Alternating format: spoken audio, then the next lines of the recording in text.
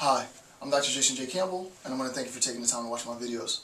In this video, I am continuing my lecture series into national security affairs, national security intelligence. So I'll be using the Oxford Handbook of National Security Intelligence.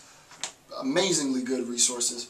I also, the reason why I selected that book, to be honest with you, me personally, my style is I'd rather teach from anthologies for the most part, because you get canonical text in field, and then you can derive concepts from the canonical text. It's also easier for students because, you know, buying 8 books at, you know, I remember as a student, some classes it would be like 6, 7, 8 books, and my cost for books would be something like $400 or $500. It's insane. So the idea is I try my best, sort of economically, to facilitate really good lecture out of one book. So I typically go towards anthologies precisely for the fact that they facilitate both the financial interests of the student, but it also facilitates my pedagogical interest, which is a very broad spectrum of content information to allow for not just a general understanding. To be honest with you, this lecture series, we're, what, 5 hours into the series now? It feels, I mean, because I know the information so well, and I'm still coming to learn this information. I'm not an expert yet. I wouldn't say I'm an expert just yet in national security affairs specifically, because the field is still emerging. The field is itself not at an expert level. It really isn't. So I approached the series with a bit of modesty, but the idea is I want it to be general. I want the content information to be general. I don't want it to be too general. I don't want this to become sort of a dog and pony show by any means. So I'm going to try and complicate it if I feel that this is getting a little too sort of simple.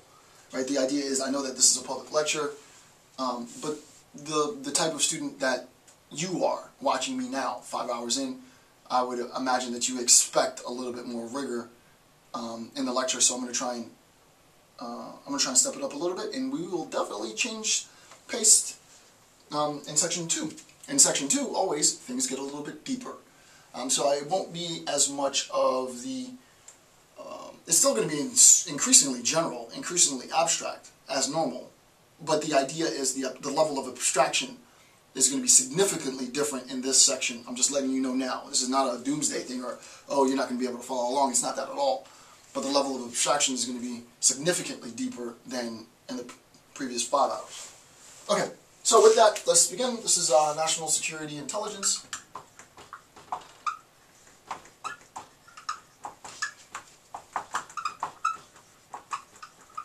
And this is section 2.0.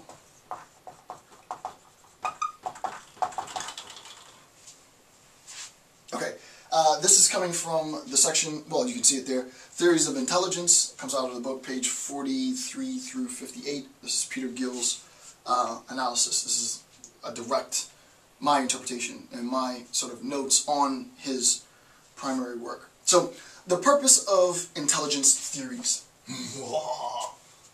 The purpose...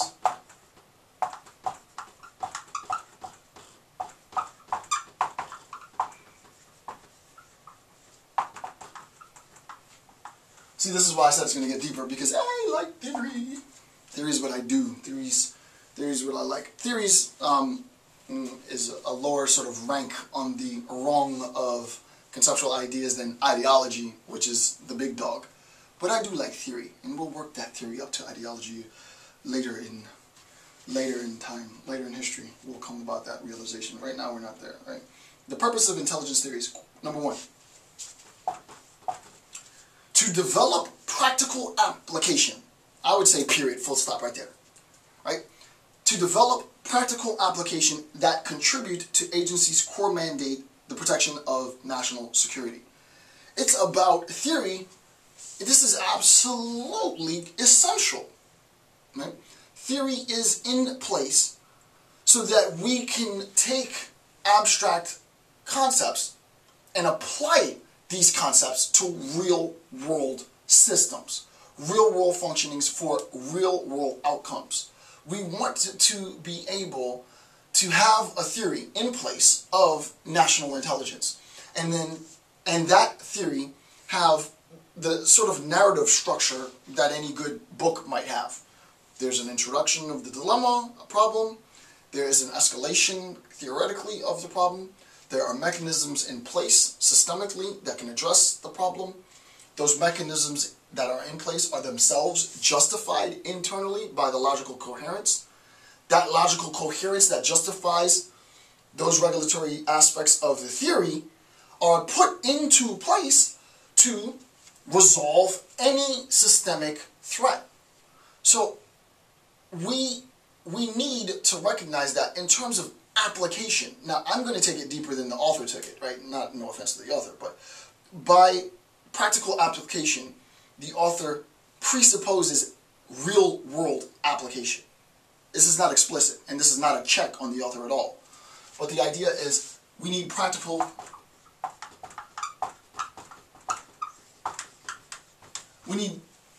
application. But we're talking about theory. We're talking about theory. The title of this is The Purpose of Intelligence Theory.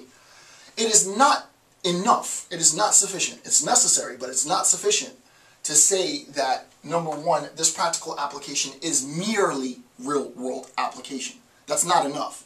It's not enough to say that in terms of the concept of, I had this back and forth maybe 2 days ago or so with someone who had an awesome critique of my work and my interpretation in National Security Affairs 1 with respect to with respect to the use of my use of the term reduce. And I thought reduce was being used in one sense. I think it was a he, but he or she challenged my use of the term reduce in terms of national security. She had a better interpretation than mine. I conceded the point, he was right. The application isn't about just stuff in the world.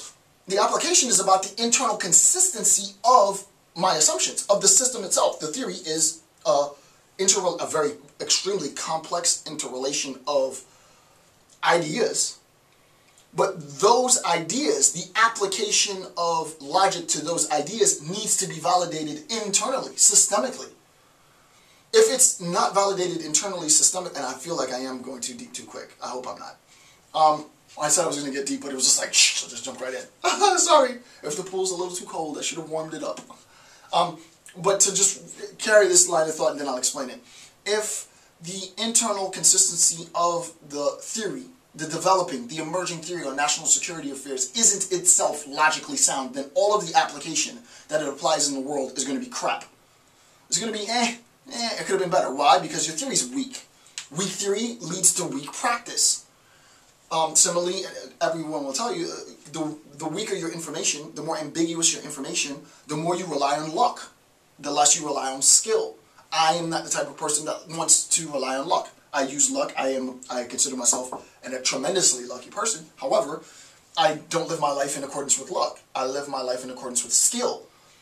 In terms of living your life in accordance with skill, in terms of constructing a theoretical paradigm that can defend itself against theoretical attacks, defend itself from logical attacks on the coherence or the consistency internally of the system, that also is a means of practical application. So for me, I mean, in my use of practical application, which is a little different from Gill's, not to undermine his appropriation, I mean both internally, which means theoretically, T-H-E-O-R,